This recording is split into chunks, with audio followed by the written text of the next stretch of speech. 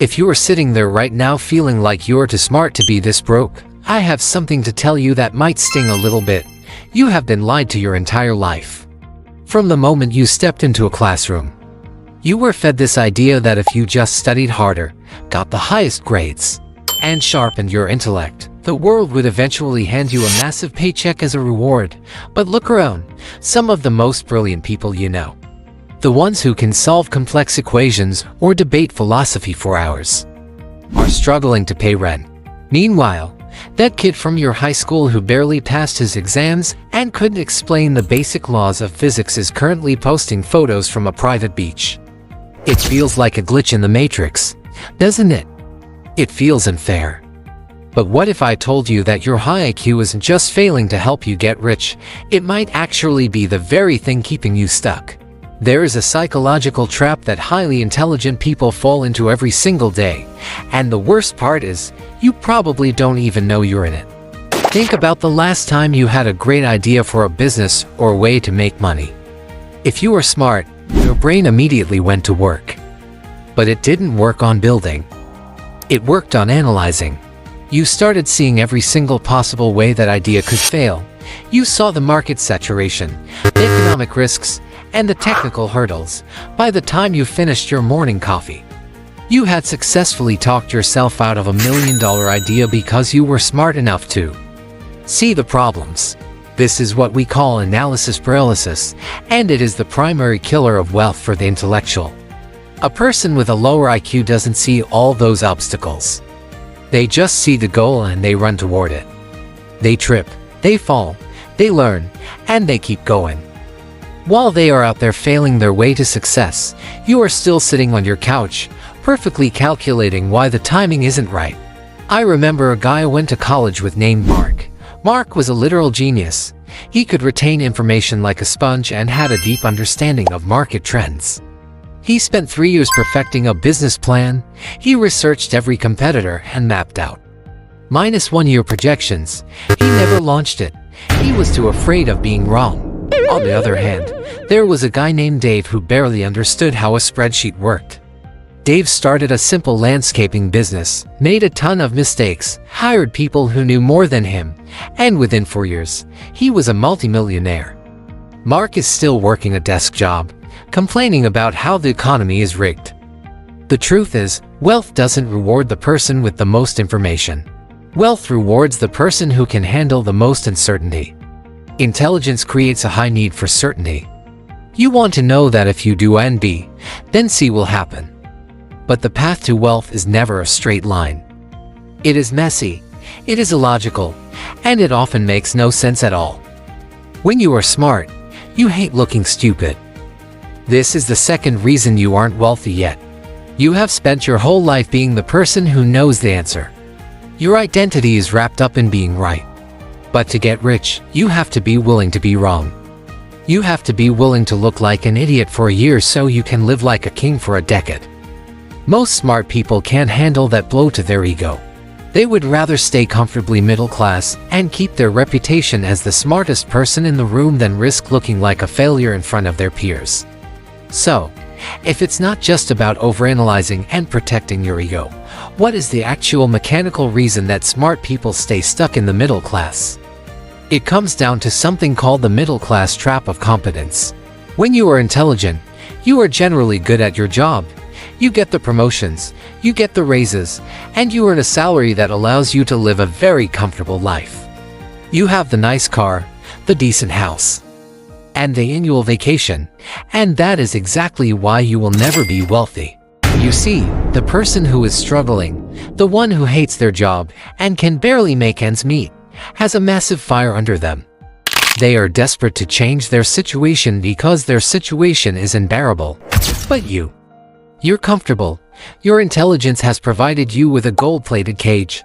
You've become a high-level problem solver for someone else's dream. Every day, you go into an office or log onto a laptop and use your powerful brain to increase the bottom line of a corporation that would replace you in a heartbeat if it saved them a few dollars. You are trading your most valuable asset, your cognitive processing power, for a fixed, capped return. While you're calculating how to optimize a workflow for your boss, the person who dropped out of college is figuring out how to own the system itself. They aren't trying to be the best employee. They are trying to own the output of the best employees. Your intelligence makes you a great tool, but wealth belongs to the person holding the tool. Then there is the issue of social calibration. Smart people tend to hang out with other smart people. You sit around at dinner parties or in group chats discussing the news, the latest tech, or complex social issues.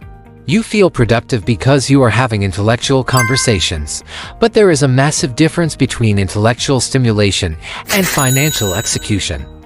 Most of your peers are in the same boat as you, highly educated, well-informed, and financially stagnant. You've subconsciously adopted their ceiling as your own. You've been programmed to believe that working hard and climbing the ladder is the only logical path, because that's what everyone in your circle is doing.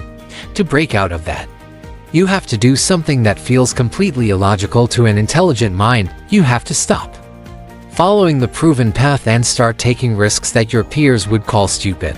I want you to think about the concept of leverage. Most intelligent people think in terms of linear effort. If I work 10 hours, I get paid for 10 hours. If I'm twice as smart, maybe I can get paid for 20. But wealth isn't linear, it's exponential. Wealth comes from building systems, using other people's money, or creating software and media that works while you sleep. A smart person often thinks they have to do everything themselves because nobody can do it as well as I can. This arrogance is a wealth killer. If you're the smartest person in your business is limited by your own bandwidth. You've created a job for yourself, not a wealth-generating machine. In this final part, we need to bridge the gap between being a smart thinker and becoming a wealthy doer by breaking down the specific shift in mindset you need right now.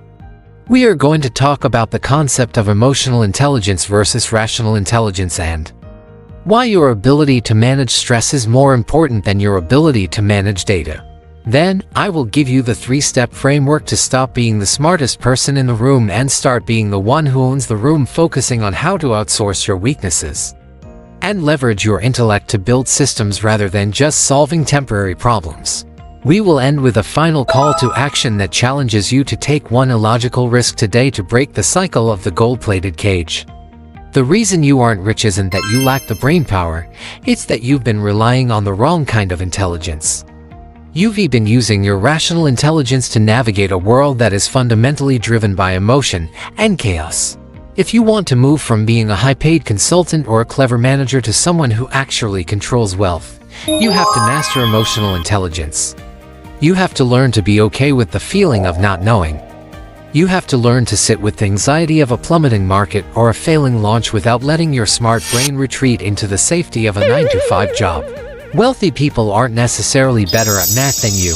They are better at managing their own nervous systems when things go wrong. To fix this, you need a 3-step framework that flips your intelligence on its head. First, you have to adopt the rule of 70%. Smart people want 100% of the information before they act, but that information doesn't exist until after you've started. Move when you have 70% of the data and use your intelligence to course correct on the fly. Second, you must practice aggressive delegation. Stop being proud of the fact that you can do it better than everyone else. If you can pay someone to do a task at 80% of your quality, you do it. This frees your brain to focus on high-level strategy rather than getting bogged down in the weeds of your own competence. Your ego wants to do the work. Your bank account wants you to build the system. Finally, you need to change your relationship with being wrong. In school, being wrong was a failing grade. In the real world, being wrong is just a data point. The faster you can fail, the faster you can find the path that actually works. Stop treating your ideas as an extension of your identity. If an idea fails, it doesn't mean you are stupid, it means the market gave you an answer. Listen to it. You have the hardware, your brain is a powerful processor. You just need to stop running the employee software that was installed in you as a child. Start looking for the opportunities that don't make sense on paper but have massive upside. Start talking to people who didn't go to your elite schools but have built empires from nothing. They know things about the world that you haven't even considered because you've been too busy being right. The gold-plated cage is only locked if you choose to keep the key in your pocket.